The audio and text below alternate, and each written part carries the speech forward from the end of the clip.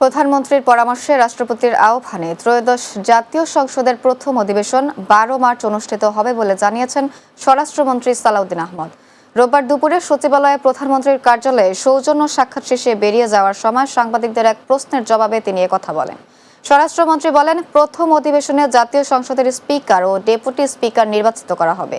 নতুন রাষ্ট্রপতি ও স্পিকার নির্বাচনের বিষয়ে কোনো আলোচনা হয়েছে কিনা জানতে চাইলে তিনি বলেন, সে বিষয়ে এখনো কোনো আলোচনা হয়নি।